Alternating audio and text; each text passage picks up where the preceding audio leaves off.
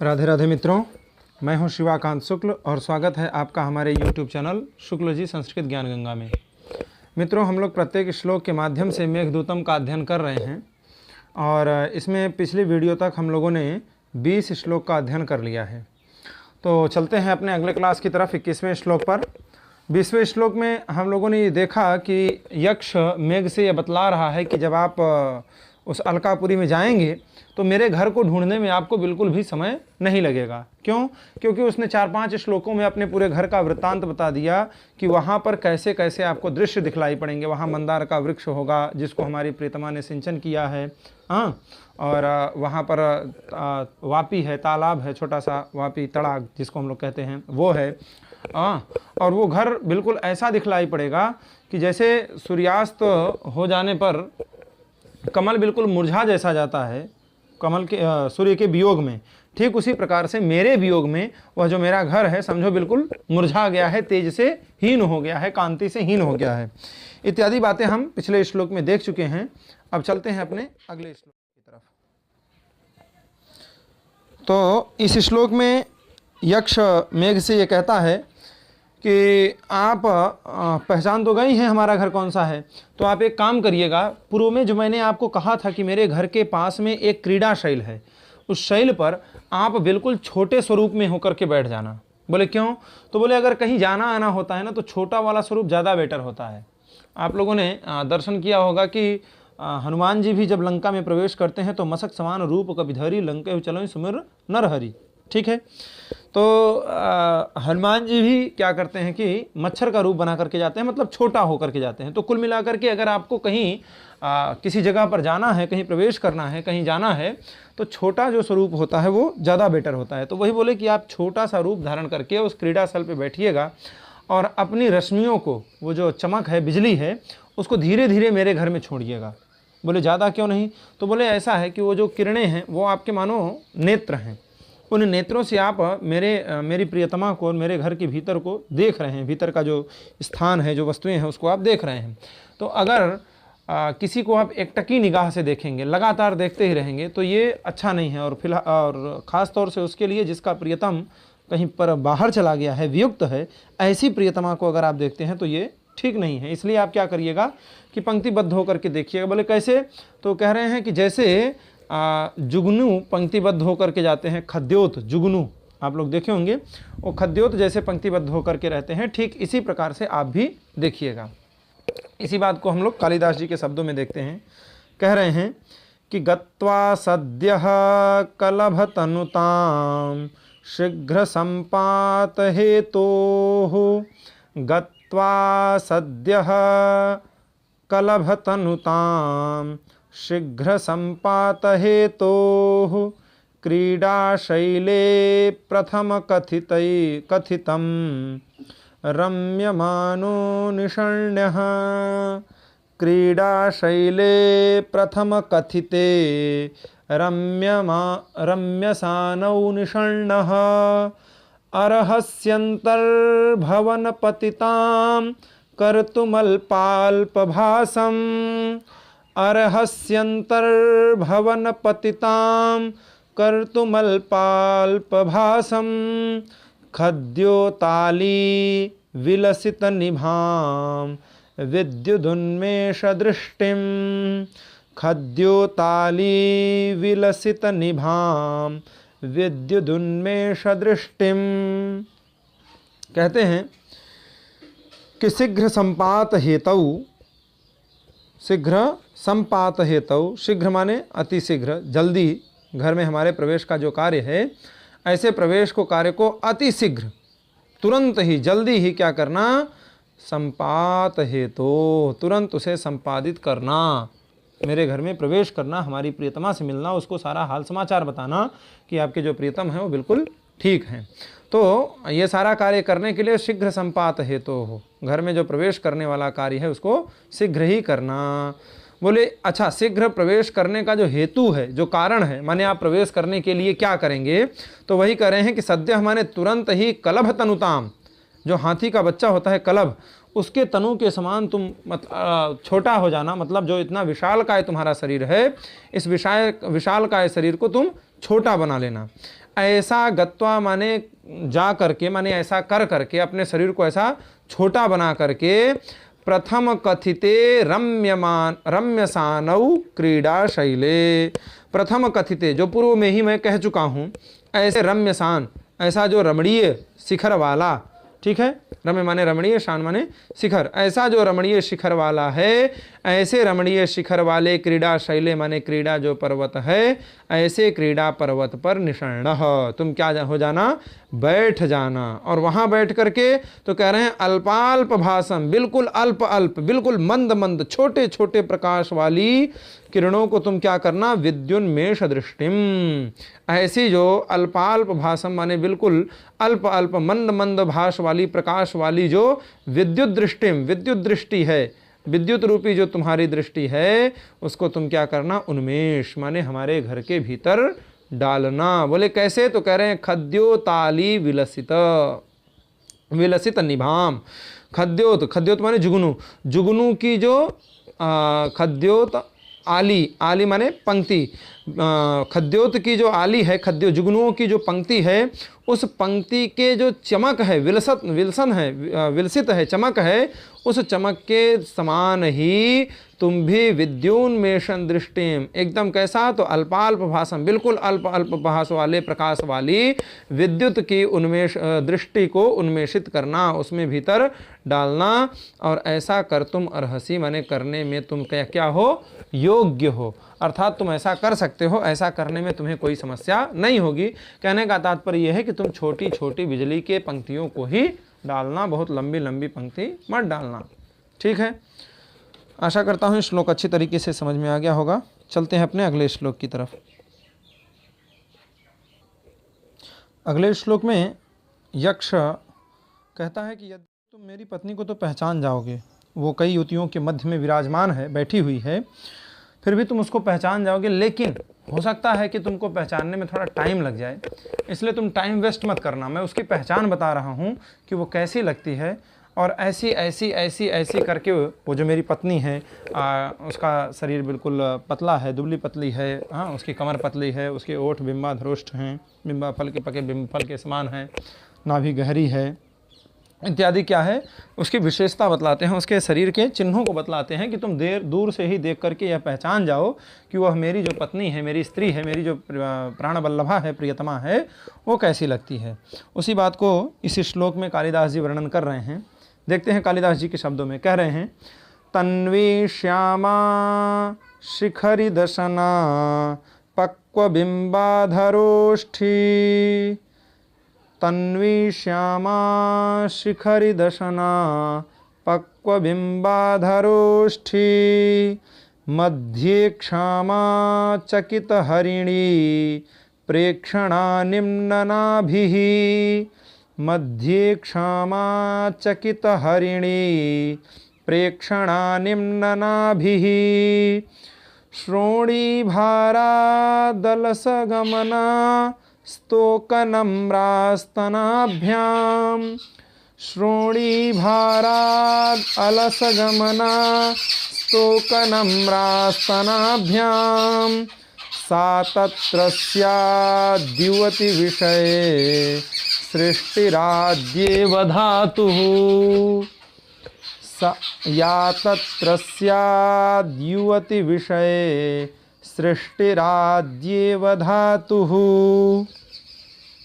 कहते हैं कि धातु माने विधाता की जो युवती विषय, युवतियों के विषय में जो सृष्टि है, सृष्टि, ठीक है, अर्थात मनुष्यों के लिए तो नहीं, पुरुषों के लिए नहीं, जो स्त्रियों के लिए सृष्टि की है धातु, विधाता ने जो युवती विषय, युवतियों के विषय में, युवतियों के बारे में, स्त्रियों के बीच में जो सृष्टि की है, ऐसी यह ब्रह्मा जी की आद्य सृष्टि एव, यह क्या है, आद्य सृष्टि की तरह, आद्य सृष्टि इव, आद्य सृष्टि माने पहली सृष्टि, पहली जो रचना है, उत्कृष्ट जो रचना है, सर्वोत्कृष्ट रचना की तरह स्यात् माने है, ठीक है। जब आप उसे देखेंगे तो वह कैसी लगेगी, तो कह रहे हैं कि जैसे धातु माने विधाता का जो युवतियों की विषय में सृष्टि है, युवती विषय, युवतियों के विषय में जो सृष्टि है, वो आद्य सृष्टि इव, आद्य सृष्टि की तरह, प्रथम सृष्टि की तरह, सर्वोत्कृष्ट सृष्टि की तरह वह तुमको दिखलाई पड़ेगी, ठीक है। तत्र माने मेरे घर में, वहाँ पर यक्ष के घर में, या माने जो मेरी स्त्री है, जो मेरी पत्नी है, वो कैसी है? तो कह रहे हैं तन्वी माने पतली है, और श्यामा, श्यामा शब्द के कई अर्थ हैं। इसको कई स्थानों पर लिया गया है। जिसने अभी तक संतान को नहीं जन्म किया है, अर्थात उसने अभी संतान को जन्म नहीं दिया है, उसे भी क्या कहते हैं? श्यामा स्त्री कहते हैं। और जो अभी 16 वर्ष की स्त्री है उसे भी श्यामा स्त्री कहा जाता है। सांवली जो है वो तो आपको समझ में ही आ रहा है, सांवली स्त्री को भी श्यामा कहा जाता है। मधुर भाषणी जो होती है उसे भी श्यामा स्त्री कहा जाता है। आप लोग अगर श्लोक नोट करना चाहें तो नोट कर लीजिए। कहते हैं कि अप्रसूता भवेत श्यामा, जो प्रसूता नहीं होती है, अगर उसने बच्चे को जन्म नहीं दिया है तो वो भी श्यामा कहलाती है। अप्रसूता भवेत श्यामा, श्यामा 16 वार्षिकी, जो 16 वर्ष की होती है उसे भी श्यामा कहते हैं। तो अप्रसूता भवेत श्यामा, श्यामा 16 वार्षिकी, श्यामा च श्याम वर्णा, जो श्याम वर्णा होती है उसे भी श्यामा कहते हैं। श्यामा च श्याम वर्णा च श्यामा मधुर भाषिणी, जो मधुर भाषिणी होती है उसे भी श्यामा कहा जाता है। ठीक है, तो श्यामा शब्द का अर्थ युवती भी होता है। ठीक है, और श्यामा एक चीज़ में और कही जाती है कि जो शीतेह सुखोष सर्वांगी ग्रीष्मे वा सुख शीतला तप्त कांचन वर्णाभा शास्त्री श्यामा इति कथ्यते। जो शीतकाल में गर्मी का अनुभव कराती हो और ग्रीष्म ऋतु में, गर्मियों में ठंडी का अनुभव प्रदान करती हो, उसे भी श्यामा स्त्री कहा जाता है। आप लोगों ने देखा होगा कि कोई कोई ऐसे होते हैं कि ठंडी में अगर आप उनका स्पर्श करिए तो बिल्कुल वो गर्म होते हैं, और गर्मी में स्पर्श करिए तो बिल्कुल वो ठंडे होते हैं। ऐसा जो अनुभव कराने वाली स्त्री होती है उसे भी श्यामा स्त्री कहते हैं। तो वही कह रहे हैं कि तन्वी श्यामा, वह जो तन्वी माने पतली, श्यामा माने वो जो हमारी प्रियतमा है, प्राणवल्लभा है, युवती है। अब वो कैसी पत्नी है, वो ये सारे गुण उसमें विद्यमान हैं। और कैसी है? तो कह रहे हैं शिखरी दशना, शिखरी माने बिल्कुल नुकीले, एकदम पतले पतले उसके क्या हैं? दशना माने दांत हैं, ऐसे पतले दांत वाली है। और तो कह रहे हैं पक्व बिंबाधरोष्ठी, पक्व माने पके हुए, बिंब माने बिंब का जो फल होता है उस फल के समान अधरोष्ठ वाली है। उसके अधरोष्ठ कैसे हैं? बिंब फल के समान हैं। मध्य क्षामा, मध्य माने कटी प्रांत, कमर, उसकी जो कमर है वो बिल्कुल पतली है। और तो कह रहे हैं चकित हरिणी प्रेक्षणा, बोले उसके नयन कैसे हैं? तो कहते हैं कि जैसे चकित माने भयभीत हुई हरिणी, जो हिरणी है उस हिरणी के नेत्र जैसे चंचल होते हैं, ऐसे ही मेरी प्रियतमा का भी नेत्र चंचल है। और तो निम्न नाभि ही, उसकी नाभि कैसी है? तो बिल्कुल निम्न है, गहरी है, गहरी नाभि वाली है। और तो कह रहे हैं श्रोणी भारात अलस गमना, श्रोणी माने नितंब होता है, नितंब के भार के कारण, श्रोणी भारात अर्थात नितंब क्या है? गौरव को प्राप्त है, बहुत विशाल है। तो ऐसा विशाल होने से वजनदार है, और वजनदार होने से उसकी जो गति है वो अलस गमना माने मंद गति वाली है, वो मंद मंद चलती है। और तो कह रहे हैं स्तनाभ्याम स्तोक नम्रा, स्तनाभ्याम माने स्तनों का भी भार है। ठीक, जैसे श्रोणी भारात, श्रोणी का भार है, ठीक इसी तरीके से स्तनों का भी भार है, माने स्तन भी विस्तार को प्राप्त हैं, ऐसे विस्तार को प्राप्त होने के कारण उनका भी भार है। और उस भार के कारण स्तौक नम्रा, वह थोड़ी झुकी हुई रहती है। ऐसा लगता है कि जैसे धातु माने धाता, विधाता की जो युवतियों के विषय में जो सृष्टि है, उस सृष्टियों में आद्या सृष्टि इव, आद्या सृष्टि की तरह, प्रथम सृष्टि की तरह, सर्वोत्कृष्ट सृष्टि की तरह स्यात, माने वो हमारी प्रियतमा ही है। माने जब विधाता सृष्टि करना प्रारंभ किए थे तो या तो ये कह सकते हैं कि सबसे पहले इन्हीं की सृष्टि किए, अथवा ध्वनि अगर करेंगे तो यहाँ पर ये हो जाएगा कि इसके सिवाय और इस प्रकार की किसी भी तन्वी का उन्होंने, किसी भी श्यामा स्त्री का, किसी भी स्त्री का उन्होंने दोबारा रचना नहीं किया। तन्वी श्यामा शिखरी दशना पक्वबिंबाधरोष्ठी मध्ये क्षामा चकित हरिणी प्रेक्षणा निम्ननाभिः श्रोणी भारादलस गमना स्तोकनम्रास्तनाभ्याम या तत्र स्याद्युवति विषये सृष्टिराद्येव धातुः। ठीक है, आशा करता हूँ ये श्लोक भी आप लोगों को अच्छी तरीके से समझ में आ गया होगा। चलते हैं अपने अगले श्लोक की तरफ। अगले श्लोक में यक्ष मेघ से कहता है, मैंने जो आपको उनकी सुंदरता के रूप लावण्य के विषय में बतलाया है, हो सकता है कि वो ऐसे ना हो। बोले क्यों? तो बोले मैं उनका जो प्रियतम, मैं उनसे बिछड़ चुका हूँ। ठीक है, जैसे चकई चकवा, ये दोनों आपस में बेचारे बिछड़ जाते हैं। ऐसे मैं भी, मेरी प्रियतमा और मैं दोनों क्या हैं, आपस में बिछड़ चुके हैं।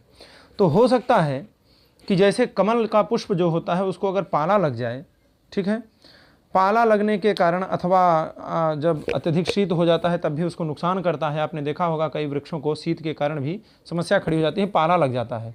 तो ऐसा पाला लग जाने के कारण, शीत के कारण जैसे कमल मुरझा जाता है, उसका रूप किसी दूसरे प्रकार का ही हो जाता है।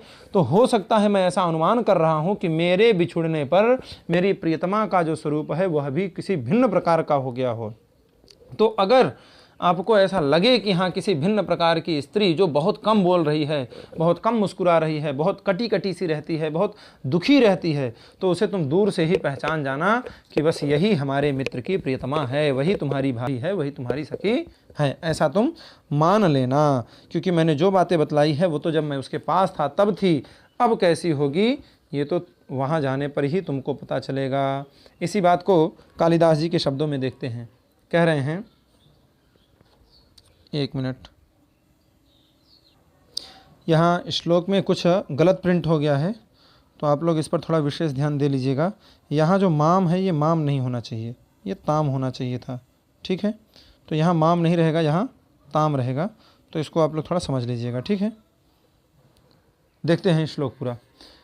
कह रहे हैं, ताम जानी था परिमित कथाम जीवितम में द्वितीयम दूरी भूते मयि सहचरे चक्रवाकीमिवैकां तां जानीथाः परिमित कथां जीवितं मे द्वितीयं तां जानीथाः परिमित कथां जीवितं मे द्वितीयं दूरी भूते मयि सहचरे चक्रवाकीमिवैकां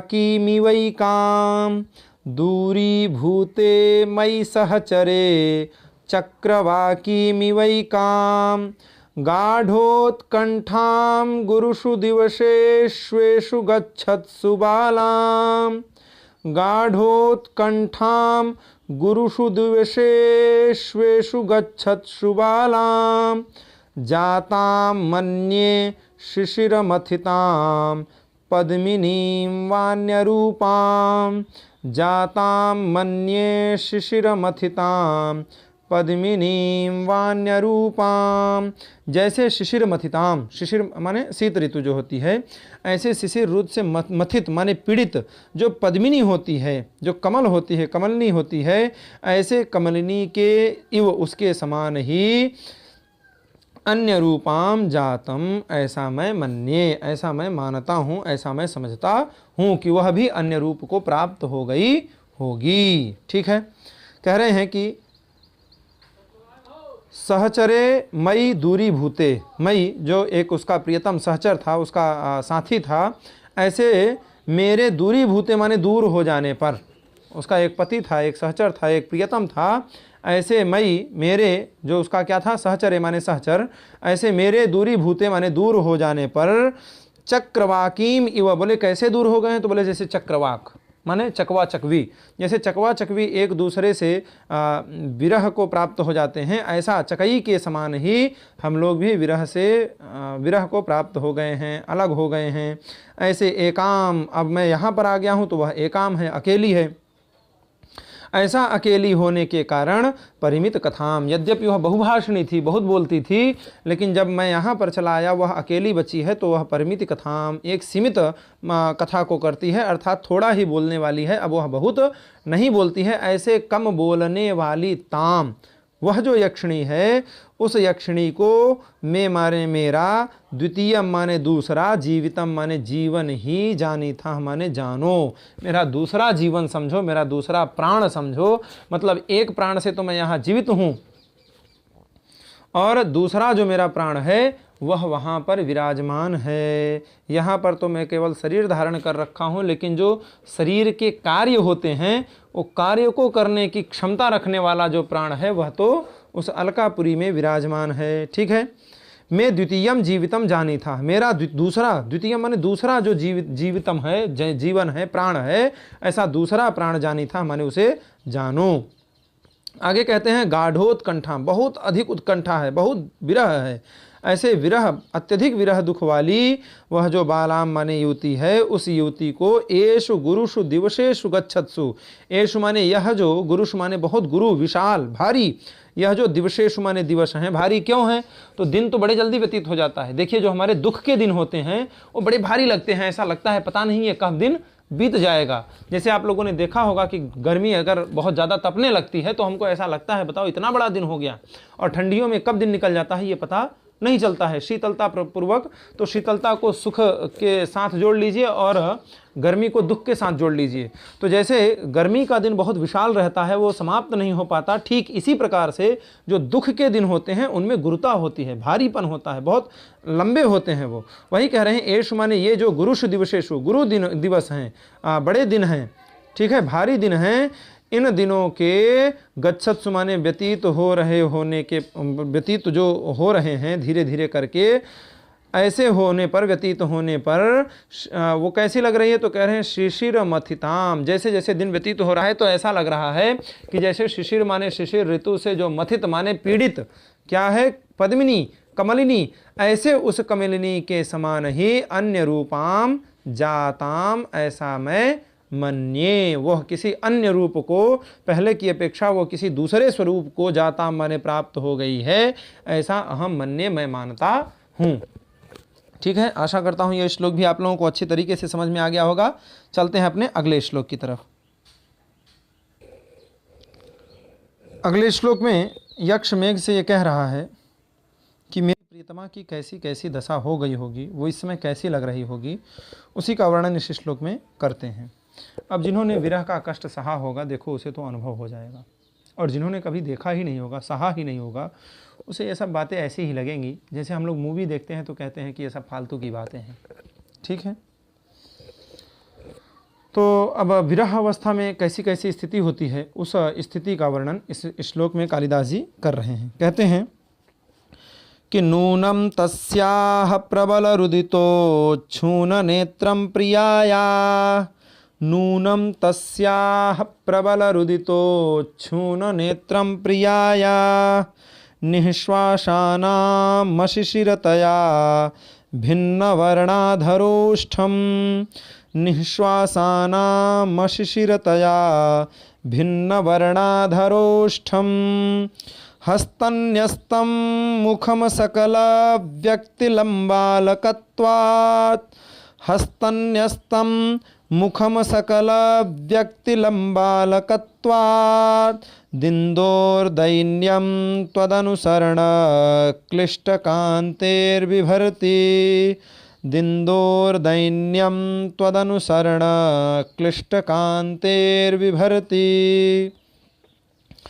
कह रहे हैं कि वो जो मेरी प्रियतमा है उसका मुख कैसा लग रहा होगा, तो कह रहे हैं इंदोह इव, जैसे चंद्रमा, त्वदनुसरण क्लिष्टकांतेर्विभाति विभर्ति, जैसे तुम उसका क्या कर लेते हो, उसको अवच्छिन्न कर लेते हो, उसको ढांक लेते हो। तो जब तुम उसको ढांक लोगे तो उस चंद्रमा की जो किरणें हैं वो बिल्कुल फीकी पड़ जाती हैं। ठीक है, ऐसी जो चंद्रमा की किरणें फीकी पड़ रही हैं, ऐसी जो दैन्य माने दीनत्व दशा को प्राप्त चंद्रमा है, शोभा को हीन प्राप्त चंद्रमा है, उस चंद्रमा के समान ही मेरी प्रियतमा का भी जो मुखमंडल है वह दिखलाई पड़ रहा होगा। ऐसा नूनम, ऐसा मैं अनुमान करता हूँ, ऐसी मेरी संभावना है, ऐसा मैं अनुमान करता हूँ। ठीक है, तो अब यहाँ पर हम लोग पूरे श्लोक को देखते हैं। कह रहे हैं, हाँ, कह रहे हैं कि नूनम माने निश्चय ही, अवश्य ही, मैं ऐसा अनुमान करता हूँ, मेरी ऐसी संभावना है कि तस्याह प्रियायाह, वह जो हमारी प्रियतमा है, यक्षिणी है, उस यक्षिणी का प्रबल रुदितो, अब उसका मुख कैसा लग रहा होगा, तो कह रहे हैं वो कैसे बैठी होगी पता है, हस्तन न्यस्तम मुखम, अपने हस्त पर, अपने हाथों पर, अपने मुखम माने मुख को न्यस्त करके बैठी हुई होगी। जैसे ऐसे हम लोग भी हाथ लगा करके ऐसे बैठ के कुछ सोचते रहते हैं, तो ऐसे करके अपने मुख को अपने हाथों पर न्यस्त करके रख करके वो बैठी होगी। और तो कह रहे हैं कि और उसकी स्थिति इस प्रकार से होगी कि प्रबल रुदितो छून नेत्रम, प्रबल माने बहुत अधिक, रुदितम माने रोने के कारण, बहुत ज़्यादा वह रोई हुई है, इसलिए उसका जो नेत्र है वह उच्छून हो गया है, माने सूज गए हैं, बिल्कुल मोटे मोटे हो गए हैं, सूज गए हैं, ऐसे सूजे हुए नेत्रों वाली होगी। बोले नेत्र क्यों सूज गए? क्योंकि प्रबल रुदितम, उसने बहुत रोया है, ऐसा प्रबल रोने के कारण, बहुत ज़्यादा अत्यधिक रोने के कारण उसके नेत्रम उच्छून हो गए हैं, नेत्र बिल्कुल सूज गए हैं। और तो कह रहे हैं निःश्वासानाम, निःश्वास माने जो लंबी लंबी सांसें होती हैं, ये लंबी लंबी सांसें कैसी हैं? तो कह रहे हैं अशिशिरतया, वो शिशिर नहीं है, शिशिर माने ठंडा, और अशिशिर न शिशिर इति अशिशिर, तो जो शिशिर न हो, जो ठंडा न हो माने गर्म, ऐसी जो लंबी सांसें हैं वो कैसी हैं? वो अशिशिरतया, बिल्कुल कैसी हैं?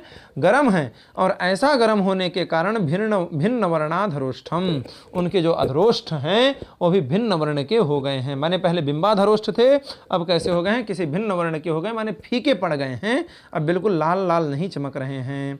बोले और तो बोले उसने क्या कर रखा है कि अपने हस्त पर अपने मुखम को न्यस्त कर रखा है, अपने मुख को अपने हाथों पर टिका रखा है, और उसके लंबालकत्वात, उसके जो बाल हैं वो बिल्कुल लंब हैं, लंबे लंबे हैं, और ऐसे लंबे केश होने के कारण असकल व्यक्ति, सकल माने संपूर्ण, व्यक्ति माने व्यक्ति, संपूर्ण प्रदर्शन जो संपूर्ण दिखलाई पड़ता है, और असकल व्यक्ति माने न सकल व्यक्ति, जहाँ पर संपूर्ण दिखलाई ना पड़े, ऐसा हाथ उसने मुख पर रख रखा है, और उसके बाल लंबे हैं, तो बाल क्या है? खुले होने के कारण मुख पर आ गए, जब मुख पर आ गए तो उसका संपूर्ण मुखड़ा दिखलाई नहीं पड़ रहा है। तो बोले कैसा लग रहा है? तो कह रहे हैं तदनुसरण क्लिष्ट कांते इंदोह, जैसे तो माने तुम्हारे अनुसरण, तुम जब पीछा करते हो, ऐसा पीछा करने के कारण क्लिष्ट कांते है, क्लिष्ट कांति वाला, फीकी कांति वाला जो इंदु माने चंद्रमा है, वह उस चंद्रमा की जैसी दैन्य माने दीनता दशा हो जाती है, अर्थात वह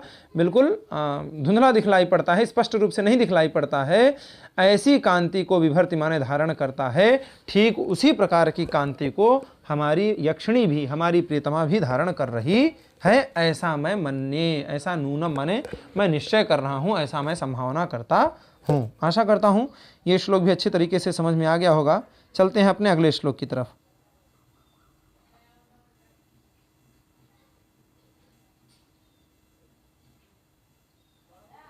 अगले श्लोक को हम देखते हैं कि अगले श्लोक में कालिदास जी यक्ष के माध्यम से मेघ को क्या उपदेश दे रहे हैं।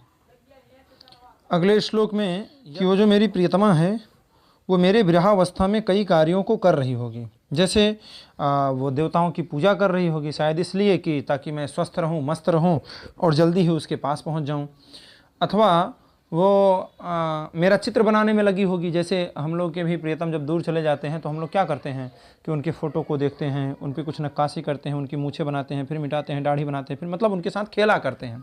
तो इस तरीके से वो भी चित्र बना रही होगी। तो वो जो मेरा चित्र बना रही होगी वो बड़े कृष्काय से बना रही होगी, क्योंकि वो सोच रही होगी कि आखिर विरह तो उनको भी व्याप्त है और विरह में व्यथित होकर के उनका शरीर भी बड़ा दुबला पतला हो रहा होगा इत्यादि प्रकार से। जब तुम उसको देखोगे तो सबसे पहले दृष्टि पड़ते ही तुम उसे तुरंत पहचान जाओगे, तुम्हें पहचानने में किसी भी प्रकार की कोई कमी नहीं होगी, अर्थात तुमको कोई समस्या नहीं होगी पहचानने में।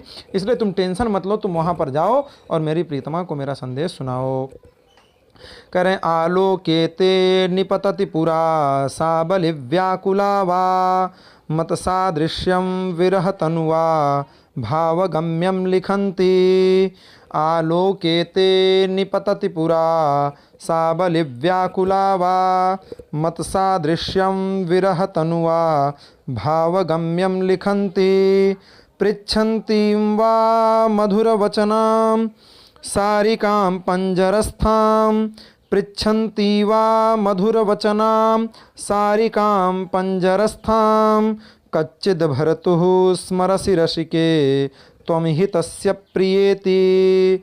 कच्चिद् भर्तुः स्मरसि रसिके त्वं हि तस्य प्रियेति।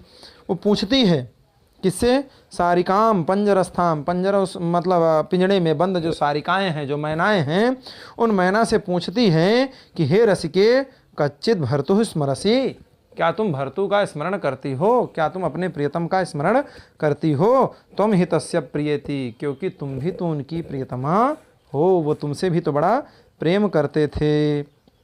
ऐसी जो मेरी पत्नी है उस पर पूरा माने सबसे पहले ही ते आलोके निपतति, तुम्हारी जो दृष्टि है वह पहुंच जाएगी। देखते हैं, कह रहे हैं कि सा माने वह जो हमारी प्रियतमा है वह बलि व्याकुला, बलि व्याकुल होगी, अर्थात कार्य करने में, देवताओं का जो बलि है माने देवताओं का जो पूजन है उस कार्य में ही व्याकुल होगी, व्यस्त होगी। वा माने अथवा, विरह तनु, अथवा वह क्या कर रही होगी, तो कह रहे हैं कि मत सादृश्यम लिखंती, मत सादृश्यम माने मेरी तरह ही वह लिख रही होगी, अर्थात मेरा ही वह चित्र बना रही होगी। बोले कैसा चित्र बना रही होगी, तो कह रहे हैं कि विरह तनु, विरह के कारण क्या हो गया है, तनु कृष्ण हो गया है। ऐसा भावगम्यम, ऐसा भाव करके, ऐसा अनुमान करके वह मत सादृश्यम मेरे समान ही लिखंती माने मेरा ही चित्र बना रही होगी। वह माने अथवा मधुर वचनाम, मधुर वचनों के द्वारा, जो मीठे मीठे वचन बोलने वाली है, ऐसी मधुर वचनाम पंजरस्थाम, पंजरों में, जो पिंजड़े में स्थित है, ऐसी सारिकाम माने सारिकाओं से, मैना से वह पूछ रही होगी कि हे रसिके, हे रसीली, कि तुम भर्तुः स्मरसि कश्चिद, क्या तुम भर्तु को स्मरण करती हो, अपने स्वामी का स्मरण करती हो। बोले क्यों, तो ही क्योंकि त्वम तस्य प्रिया, तुम उनकी क्या हो, प्रिया हो, वो तुम्हारे क्या हैं, प्रिय हैं। ठीक, तुम उनकी क्या हो, प्रिया हो, प्रिया इति, तुम उनकी क्या हो, प्रिया हो। ऐसी पृच्छति माने इस प्रकार वह पूछ रही होगी, इसलिए ते माने तुम्हारे, आलोके माने दृष्टि में, पूरा माने सबसे पहले, तुरंत, झटिति, वह निपतति माने निपतित हो जाएगी, पड़ जाएगी, तुमको दिखलाई पड़ेगी, इसमें कोई भी संदेह नहीं है। इसलिए तुम वहाँ पहुँचते ही हमारी प्रियतमा को पहचान जाओगे, इसलिए तुम वहाँ पर जाओ और उसे मेरा समाचार बतला करके उसकी समस्या का समाधान करो। आशा करता हूँ ये सारे श्लोक आप लोगों को अच्छी तरीके से समझ में आ गए होंगे। मैं प्रयास करता हूँ डेली वीडियो बन जाए, लेकिन कुछ व्यस्तता के कारण और कुछ ये समझिए कि हमारी ही कमी है कि एक आलस नाम का शत्रु है जो सभी के शरीर में रहता है, तो उस वो शत्रु भी कुछ कार्य कर जाता है और कुछ तो व्यस्तता भी रह जाती है। इन सारे कमियों के कारण डेली वीडियो आप लोगों को प्रोवाइड नहीं हो पाती। मैं प्रयास ज़रूर करता हूं। अब चूँकि हमारे भी पीएचडी का प्रिपरेशन है और कुछ ऑफलाइन क्लासें भी हैं, तो ऑफलाइन क्लासों को तो खैर ठीक है, जैसी भी हैं चल रही हैं, तो वही इन सारी व्यस्तताओं के कारण मैं डेली वीडियो नहीं बना पाता हूं। मैं चाहता बहुत हूं, तो मैं प्रयास ऐसा भी कर रहा हूं कि आप लोगों को अन्य ग्रंथ जो वेदांत सार, तर्क संग्रह इत्यादि ग्रंथ हैं उनके भी वीडियो मिले, उसी में लगा हुआ हूं। उसी के कारण वीडियो बनाने में मुझे थोड़ी समस्या हो जाती है। तो कोई बात नहीं, 1-2 दिन की बात और है, उसके बाद फिर आप लोगों को 2-3 वीडियो डेली मिलने लगेंगे। आशा करता हूँ ये सारे श्लोक आप लोगों को समझ में आ गए होंगे और तैयारी भी आप लोगों की अच्छी चल रही होगी। कुछ लोगों के सजेशन के अनुसार हमको ऐसा पता चल रहा है कि अक्टूबर-नवंबर तक एग्ज़ाम होंगे, तो मैं ऐसा प्रयास करूँगा कि आप लोगों को पूरा कोर्स तो मैं नहीं करा सकता, क्योंकि अकेले कोई व्यक्ति इतना बड़ा कोर्स पीजीटी का नहीं करवा सकता है। टीजीटी का भी संभवतः अब अकेले तो नहीं करवा सकता हूं, क्योंकि व्याकरण बहुत बड़ा कोर्स है उसमें। तो जितना मुझसे यथासंभव हो पाएगा मैं करने का अवश्य प्रयास कर रहा हूं और करूंगा भी, ये वादा है। अब कितना निभा पाऊंगा वो तो भगवान जाने। तो आशा करता हूँ ये सारे श्लोक आप लोगों को अच्छी तरीके से समझ में आ गए होंगे। आज की वीडियो में इतना ही। राधे राधे।